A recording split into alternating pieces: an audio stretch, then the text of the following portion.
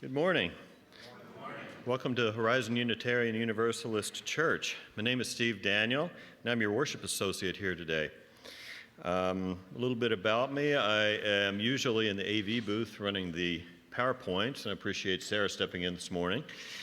And also, my preferred pronouns are he, him, his. We're excited to welcome you to our worship service this morning. We're so glad to have you here today, whether it's the first time you've been here or you've been coming to Horizon since before you can remember. Here at Horizon, we welcome people of all faiths or of no faith in particular. Whoever you are, wherever you are in your journey, you're welcome among us. As a community, we also welcome the sharing of joys, sorrows, and concerns. You're welcome to fill out the joys and sorrows slip on the table near the Welcome Center, and also in the pockets of the chairs, and on the joys and sorrows table in front of the sanctuary. You're also welcome to light a candle. This can be done at any time before the service or in the service from the beginning through the offertory. So before we begin the worship, we have a few announcements. I'd like to invite Eileen Terrell to say a few words about the upcoming Horizon Players production. Good morning. So, in case you haven't seen our flashing sign or read our lovely green inserts in your orders of service, or heard about this in some other way, next Friday and Saturday, Horizon Players will put on an irreverent review of the lighter side of death, entitled Everyone. So a couple of things. Please buy tickets. It has fun. There's food, there's laughter. We're selling tickets today in Fellowship Hall. Also, you can email players@horizonuu.org or simply come and pay on the night that you show up. The tickets are good either night. And bring yourselves, your friends, your family. The more we have, the bigger the laugh we get. But the other part of this is today at the end of service, we start the process of transforming this space even more into a theater besides the extensions to the chancel. So please, pick up your hymnals, take them to the cart, and if you're willing, stay and help stack and move chairs out of here so that we can turn this into dessert theater with tables and chairs and seating for a fabulous time next weekend. Thank you.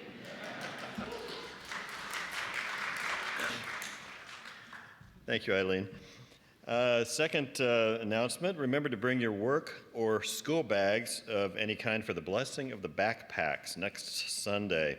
Reverend Chris will conduct a short ceremony during the service to celebrate the new beginnings and to honor every person as a lifelong learner. And finally, a Horizon host is available at the Meet a Member table in the Fellowship Hall after the service. Please stop by to chat. They'll be happy to meet you, so you can ask your questions about UUism, what's happening at Horizon, and what it means to be a member of the church, and anything else that you might want to know about our congregation. Good morning. My name is Laura Wooten, and I am a member of this church and not a real minister, but I'm in charge of the service today. So I want to welcome and let's center ourselves for our call to worship. May our time together renew our hope. May the stories we share refresh our courage. May the songs we sing lift our spirits. May the words we speak invigorate us. May the touch of hands, the sound of laughter, the sight of faces new and familiar restore us in faith. Amen.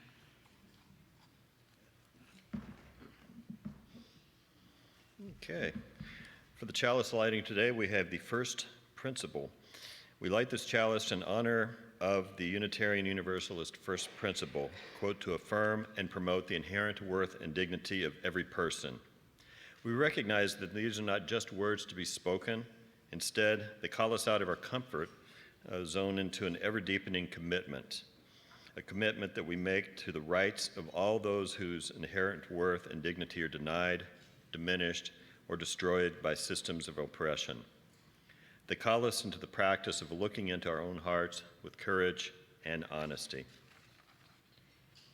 So now please join me in the affirmation, which will be printed in the back of your order of service as well as projected on the screen. Love is the doctrine of this church. The quest for truth is a sacrament, and service is its prayer. To dwell together in peace, to seek knowledge in freedom, to serve humanity in harmony with the earth. Thus do we covenant together. So now please rise in body or in spirit as you are willing or able for our opening hymn, When Our Heart is in a Holy Place, 1008 in the teal hymnal, and the words should be also projected on the screen.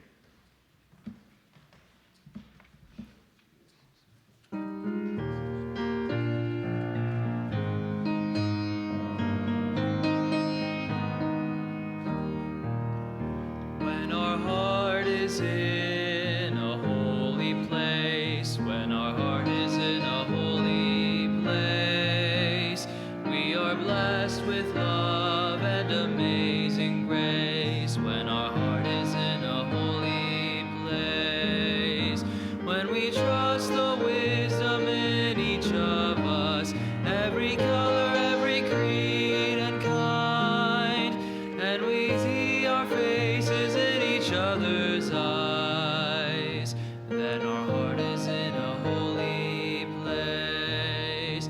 When our heart is in a holy place, when our heart is in a holy place, we are blessed with love and amazing grace. When our heart is in a holy place, when we tell our story from deep inside, and we listen with a loving mind, and we hear our voices in each other's words, then our heart is in a holy place.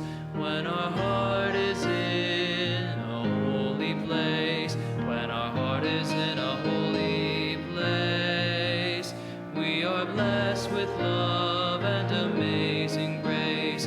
When our heart is in a holy place, when we share the silence of sacred space, and the God of our heart stirs within, and we feel the power of each other's faith, then our heart is in a holy place. When our heart is in a holy place, when our heart is in a holy place, we are blessed with love and amazing grace. When our heart is in a holy place, when our heart is in a holy place. Today is going to be a very special time for all ages. So I'm going to tell you right now that everyone is going to stay in their places. And so you won't have a way to bring up your donations for MetroCrest services.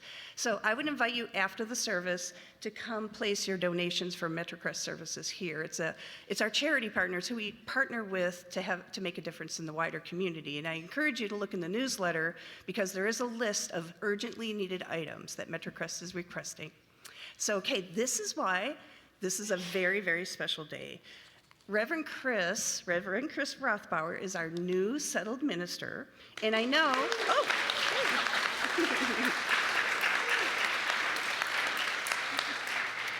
and I wanted to come up here and introduce the kids to Reverend Chris because Reverend Chris, starting on September 10th, is going to be leading worship. And right now, Reverend Chris is just making special appearances, and we are so honored. We're just very honored that Reverend Chris is going to be leading 2 ceremonies. Today's ceremony is a teacher dedication, but not just teachers, though. I think there's a part for kids. So stay in your seats, and I want to go ahead and let Reverend Chris take over.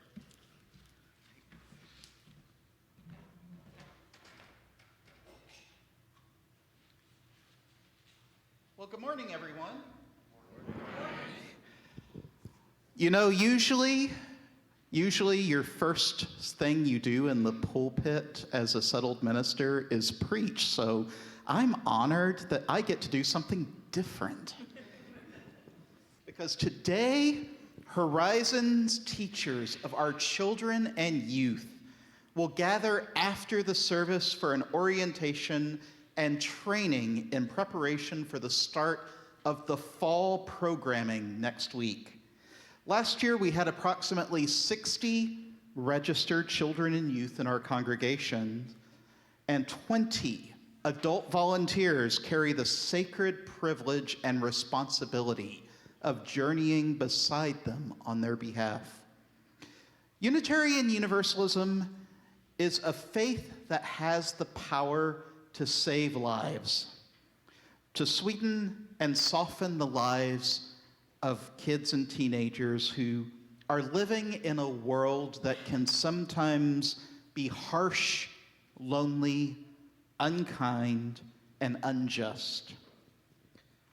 Let their religious education classes be a constant, a comfort, a community for our kids, a place that holds them in love and gives them strength as they navigate their complicated lives, a time of rest, recreation, respite, and refueling, a scaffold that supports them as they grow into who they were meant to be.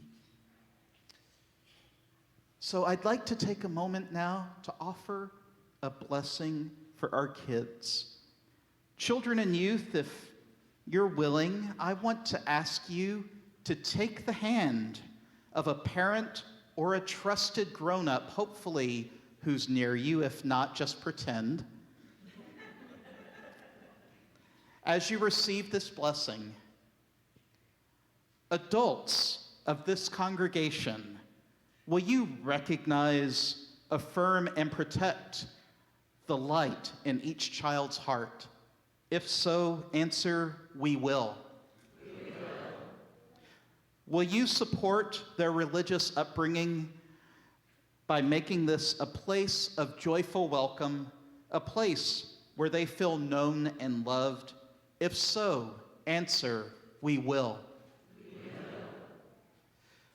And as you are called, will you support this ministry with our children, with your time, your treasure, and your talent? If so, answer, we will. We will. May it be so. You can let go now, or you can keep holding hands as you feel called. And now, adults who are serving as classroom volunteers or youth advisors this year, will you please stand as you are willing and able?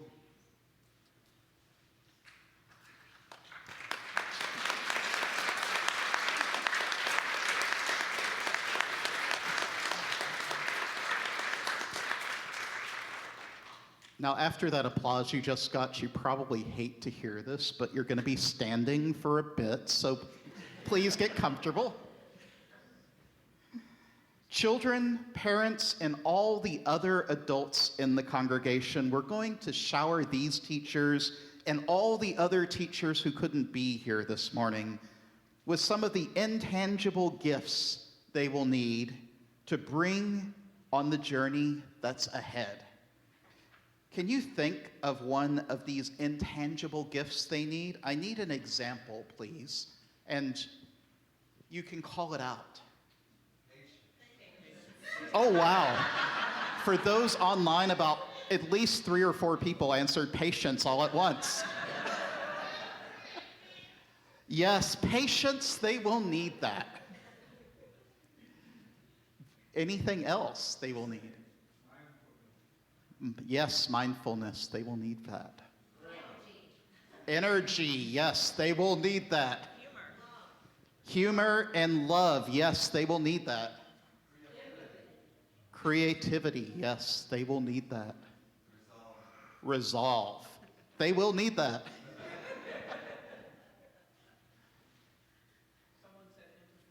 Oh, I missed an empathy, and yes, they will need that. Smiles. Yes, they will need that. Knowledge. Yes, they will need that.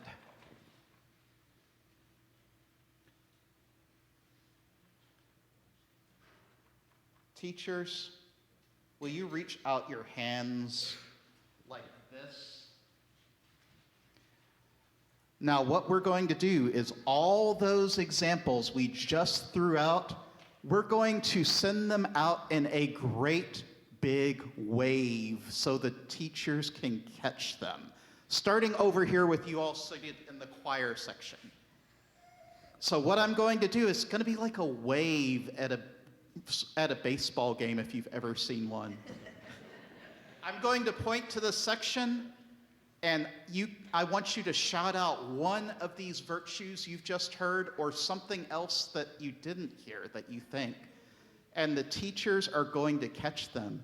And you all online, I want you to also shout out in the chat box what they need. So, do you all understand what's going on? Yeah. Okay. I've never done this before, so this is experimental. Ready? 1, 2, 3.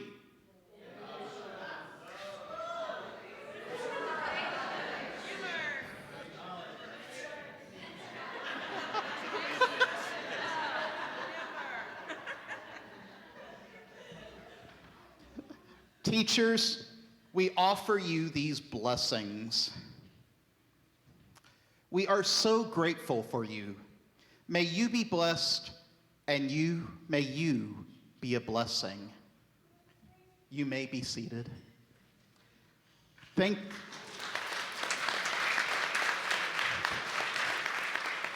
And now that they've all just outed themselves who they are, I hope that the rest of you will thank them for taking on this important role.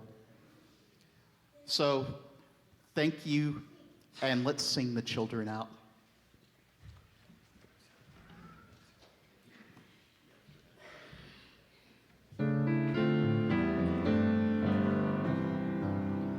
May your mind be open to new learning.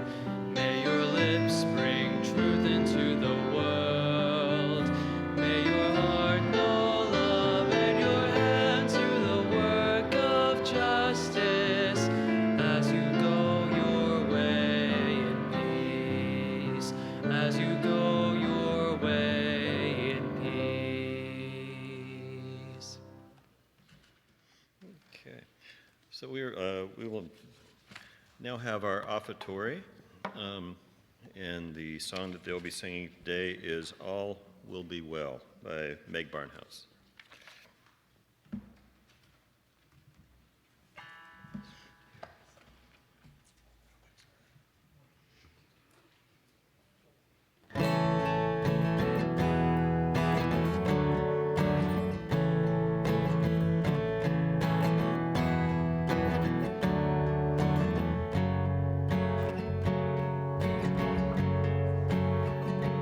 I said, Julian, you are holy, you are holding my hand. And Julian, you are holy, you are holding my hand. She said, all will be well, all will be well, all manner of things will be well.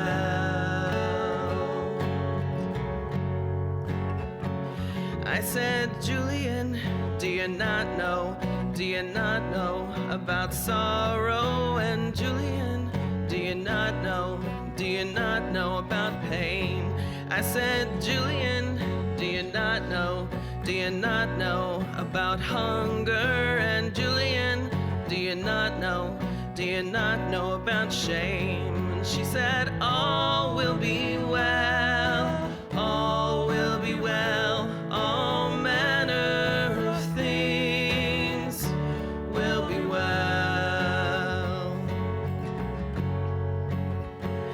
I said, Julian, do you not know about loneliness? And Julian, do you not know about disease? I said, Julian, do you not do you not know about cruelty? I said, Julian, it's too much.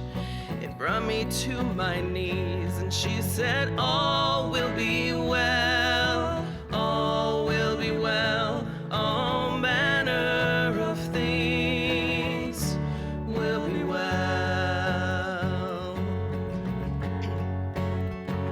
She said, no one does not know about sorrow, and no one does not know about pain. She said, no one does not know about hunger, and no one does not know about shame. And she said, all will be well, all will be well, all manner of things will be well. She said, no one does not know about loneliness, and no one does not know about disease. She said, no one does not know about cruelty. She said, I know it's too much. It brought me to my knees, where I heard all will be well, all will be well, all manner of things will be well. I said, Julian, you are holy, you are holding my hand, and Julian, you are holy, you are holding my hand. And she said, all will be well, all will be well, all manner of things will be well.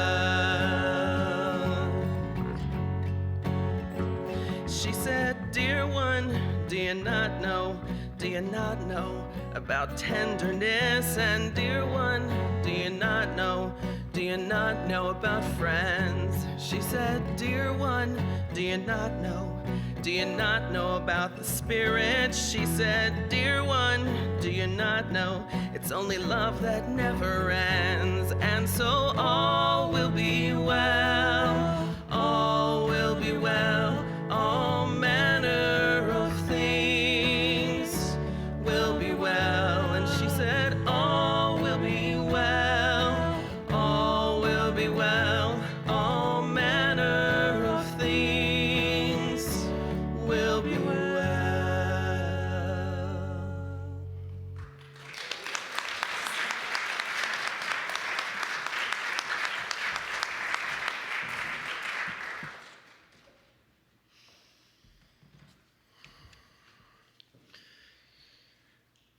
All right, our first reading this morning is from Emily Dickinson. If I can stop one heart from breaking. If I can stop one heart from breaking, I shall not live in vain. If I can ease one life the aching, or cool one pain, or help one fainting robin unto its nest again, I shall not live in vain. All right, so now we're at the time we share our joys and sorrows, those that are on our heart and those that remain unspoken. Love is the doctrine of this church, and it is with this principle that we walk with one another through our joys and sorrows, especially in the way these things tend to arrive all at once in one tangled mess.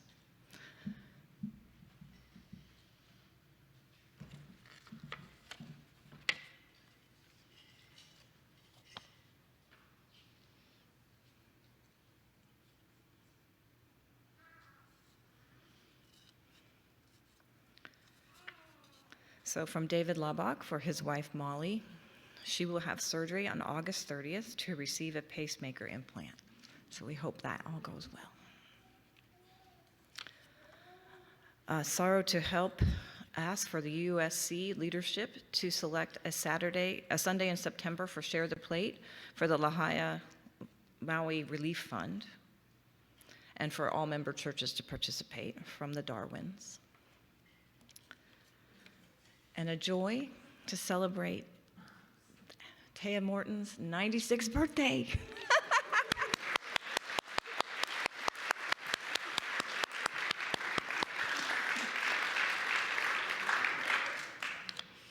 For all those things that are on our heart and in our souls, let's take a moment and let the words of Richard Gilbert guide you into silent meditation.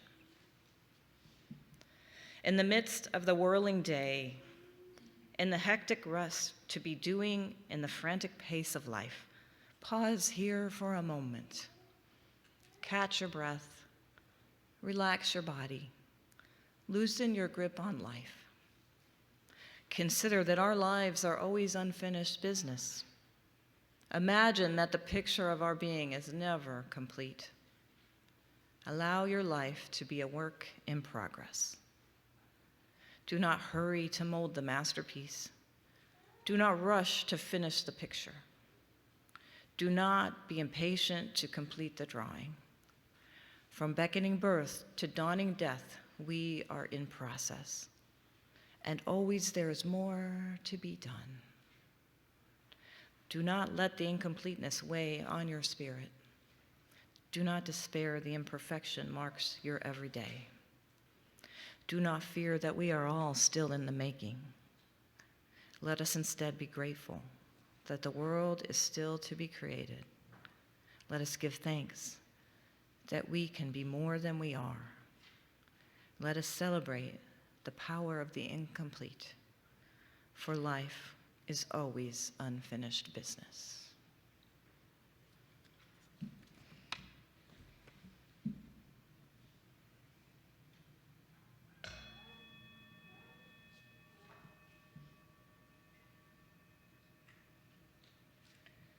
Join us in singing Filled with Loving Kindness, 1031 in the Teal hymnal.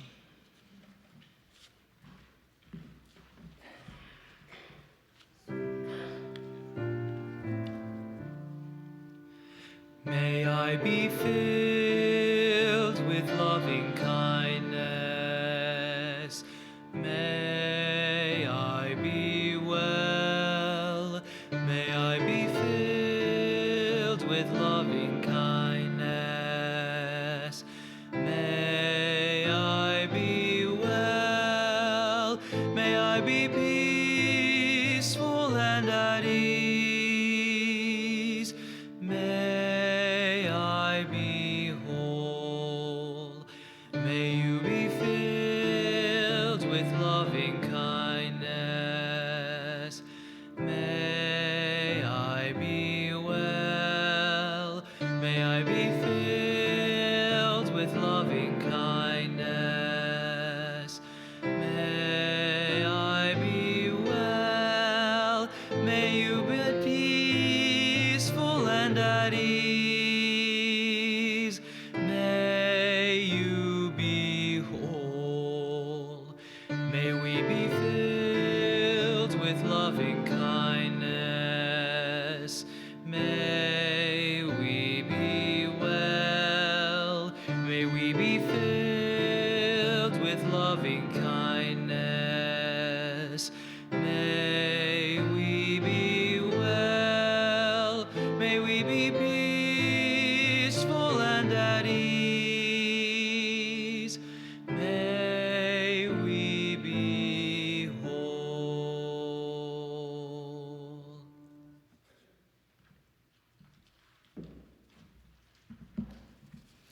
Hear the words of Holly Holden, of course found on Facebook.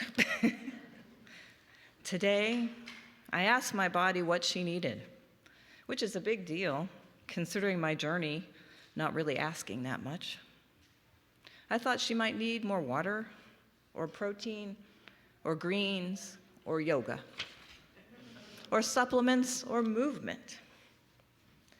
But as I stood in the shower, reflecting on her stretch marks, her roundness where I would like flatness, her softness where I would like firmness, all those conditioned wishes that form a bundle of never quite rightness, she whispered very gently, "Could you just love me like this?" Please join us in the focusing hymn, How Could Anyone, number 1053.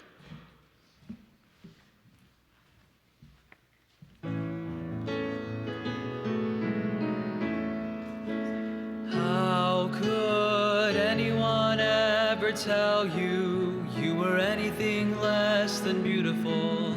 How could anyone ever tell you you were less than whole? How could anyone fail to notice that your loving is a miracle? How deeply you're connected to my soul. How could anyone ever tell you you were anything less than beautiful? How could anyone ever tell you you were less than whole? How could anyone fail to notice that your loving is a miracle? How deeply you're connected to my soul.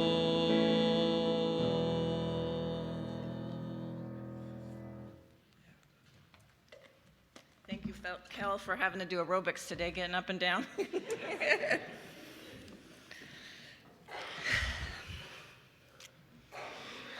I was given one of the best gifts of my life from a woman who attended this church. But sadly, I do not remember her name. It was probably October or November 2002.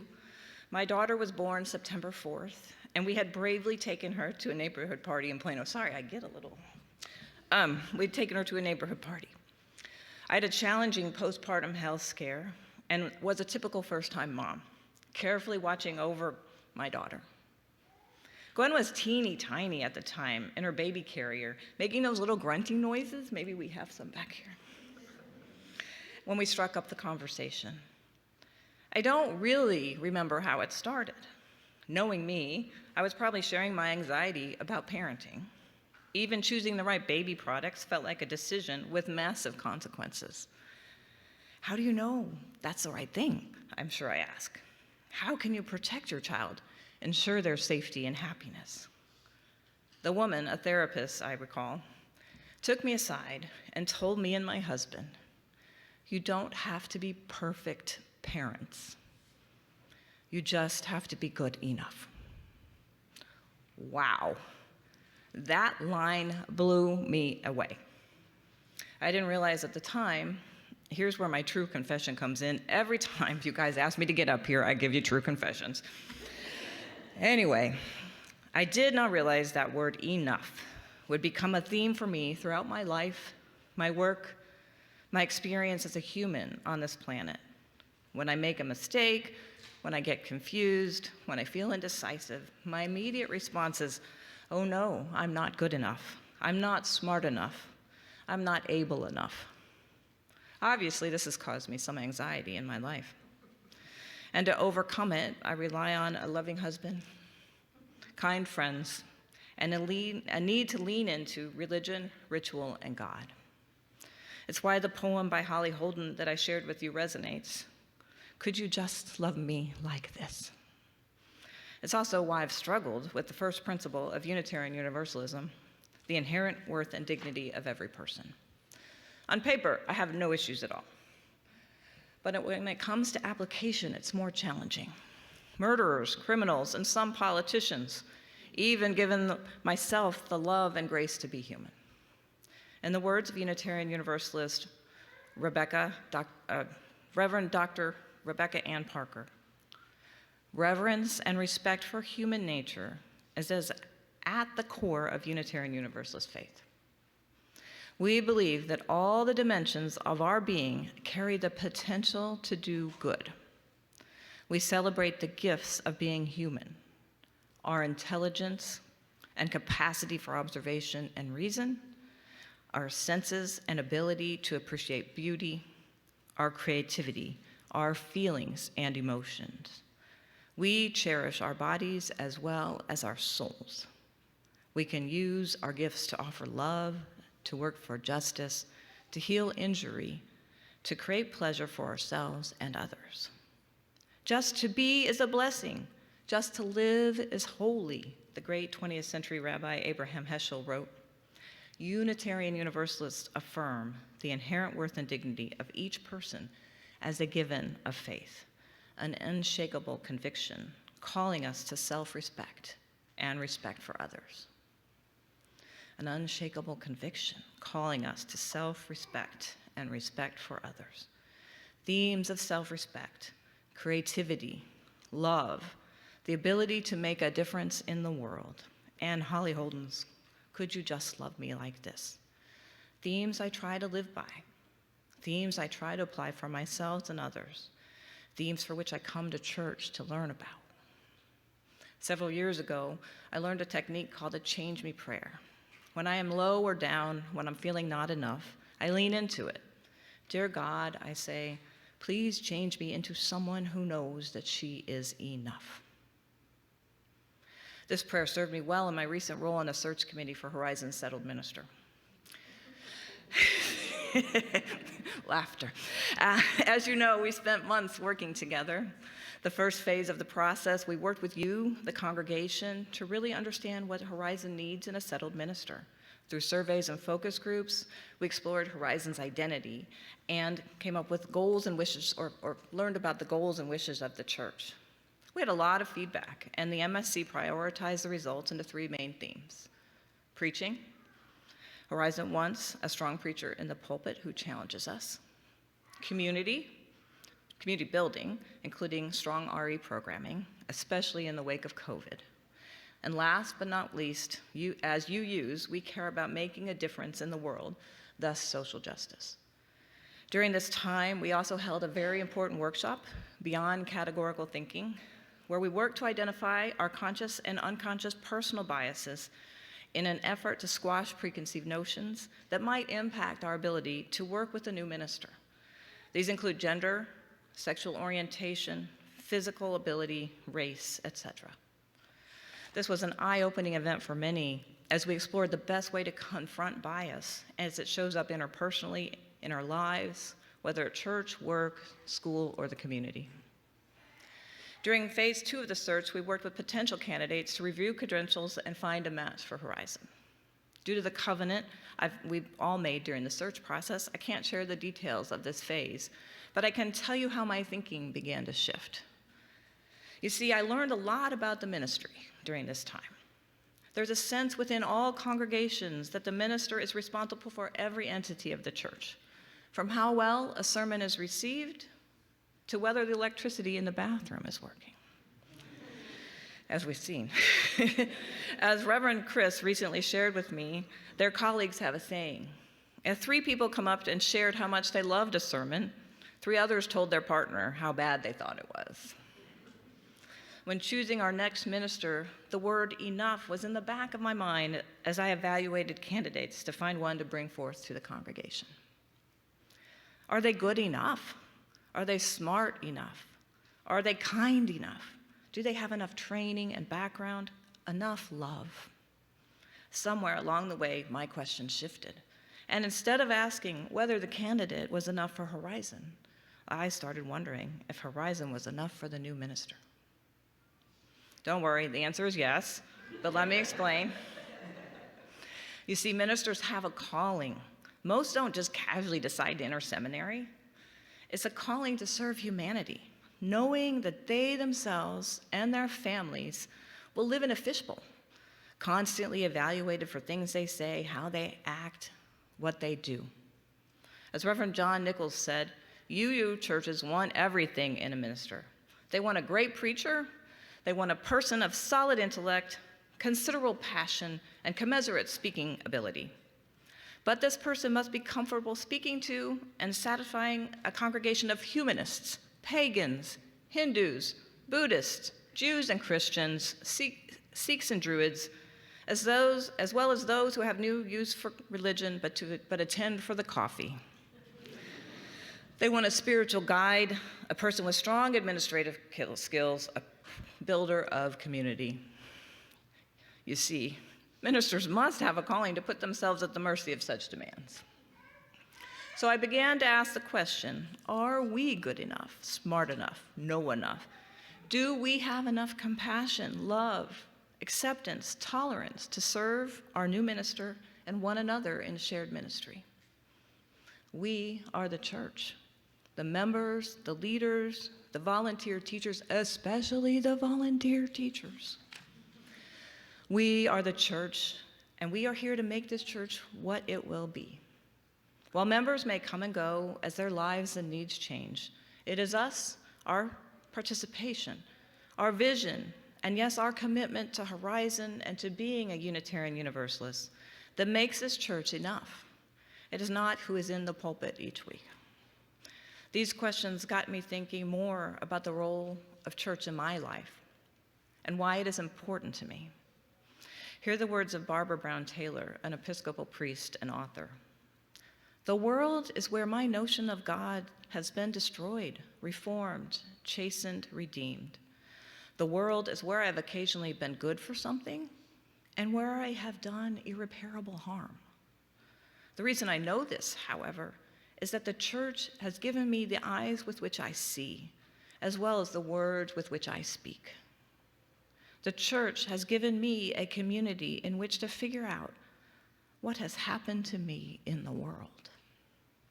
And that community is why we are all here in some way, shape, or form. It is to practice the art of living in community with each other, sharing agreed upon values, which we call the 7 principles. Whether you came to Horizon because you are a Jew married to a Christian, or a Christian married to a Muslim and want a faith community to raise your children, whether you are here because you have a pagan faith and wanted to find more pagans, if it was because you have blue values in a red neighborhood, or a rejection of a punitive faith of your childhood, or you just like the coffee. For whatever reason you have come through those doors, you are part of this community. And more than that, you are welcome. You are enough. My work in leadership has shifted my understanding of church, ministry, and what we mean to one another. My personal faith, self-work to be a better person, to know that I'm enough, to learn to love and forgive, also gives me a point of view about the role of church in my life. More than ever, having a church community matters. According to a July 29th Atlantic article by Jake Metter entitled "The Misunderstood Reason Millions of Americans Stop Going to Church," participation in a religious community generally correlates with the better health outcomes, longer life, as we can tell from Taya, higher generosity, more stable families. The article notes that many Americans have adopted a way of life that has left us lonely, anxious, uncertain of how to live in community with other people. I quote, "For many, their lives are stretched like a rubber band about to snap, and church attendance ends up feeling like an item on a checklist that is already too long." Metter goes on, "What is more needed in our time than a community marked by sincere love, sharing what they have according to their ability and according to their need, eating together regularly, generously serving neighbors, and living lives of quiet virtue and prayer. A healthy church can be a safety net in the harsh American economy by offering its members material assistance in times of need, meals after a baby is born, money for rent after a layoff. Perhaps more important, it reminds people that their identity is not in their job or how much money they make. They are loved and protected and infinitely valued. Infinitely valued. To repeat the words of Reverend Dr. Rebecca Ann Parker, an unshakable conviction calls us to self-respect and respect for others. And Holly Holden, could you just love me like this? So know that we are enough. Know that we have so much to offer if we simply show up, support the church as we are able to financially, and be willing to act in shared ministry. But how? How do we behave in a way that is enough for ourselves, for our community, especially as we enter the change with a new spiritual leader? How do we love ourselves, our new minister, our church, just like we are, knowing that it is okay to be both a work in progress and enough at the same time? To be enough is simple. It starts with empathy. It starts with love. It starts with showing up. And we have a framework for doing that, which we'll talk about. Unitarian Universalism is not a creedal faith, but a covenantal one, where we walk together in community to serve one another and the world. A few years ago, I was fortunate enough to work with A.C. Nobles and Nancy Foreman and all of you to develop a covenant of right relations that was approved at the May 2021 congregational meeting. Let me share with you today. It's here and it's in your order of service. We, the members of Horizon UU Church, aspiring to beloved community, commit to right relations with each other from a foundation of love and respect. Specifically, we promise that we will choose to act with love and forgiveness towards others and ourselves. Be aware and respectful of different cultures and identities. Come from a place of wanting to understand the other person's perspective. Communicate with kindness and actively listen to understand. Accept responsibility for our individual actions. It continues. We are here to support one another on our spiritual journeys. We work to stay true to our word to one another. We know we are imperfect and that we will make mistakes. This covenant affirms our commitment to stay in relationship with one another during times of joy as well as times of conflict. As the covenant states, we know we are imperfect as individuals and as a church, but we can continue to love this community as it is, knowing it is okay to be both a work in progress and enough at the same time. This is what it means to be a community. This is what it means to be in right relations with one another. This is what it means to be enough to one another and to a new minister and to our mission. Horizon is in the midst of change, as we as individuals are, as our state and our country is as well. With a new minister, we have a new opportunity to prove that we are enough to each other, to our beloved community, and for us to walk together in shared ministry. Mine, yours, and whoever walks through their doors. May it be so.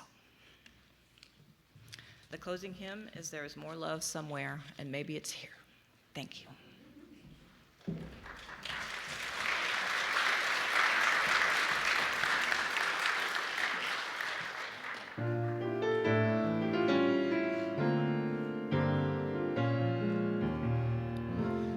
There is more love somewhere.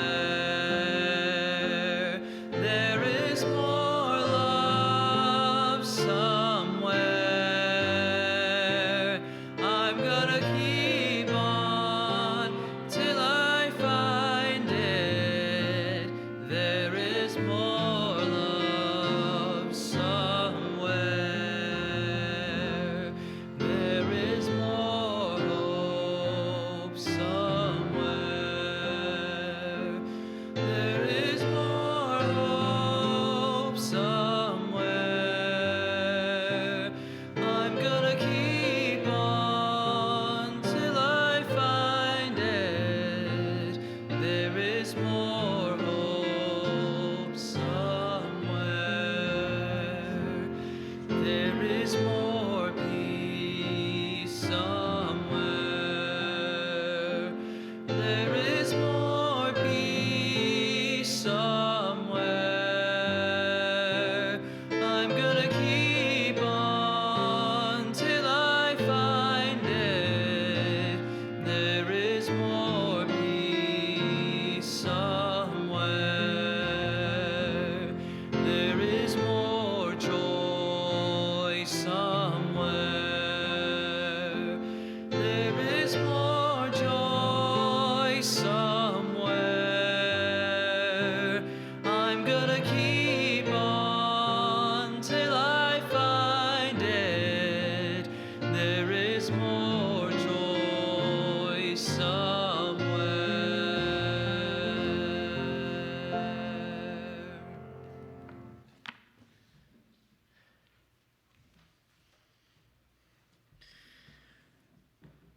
So now we extinguish this flame, but not our commitment to Horizon's mission to welcome radically, love boldly, grow spiritually, and serve courageously. And this we do because we envision a beloved community filled with compassion, helping all to thrive in a just world. Be true, be well, be loving, by Cynthia Lundrum. We leave this gathered community, but we don't leave our connection, our concern, our care for each other. Our service to each other, the world, and to our faith continues. Until we are together again, friends, be strong, be well, be true, be loving, be enough. Thank you.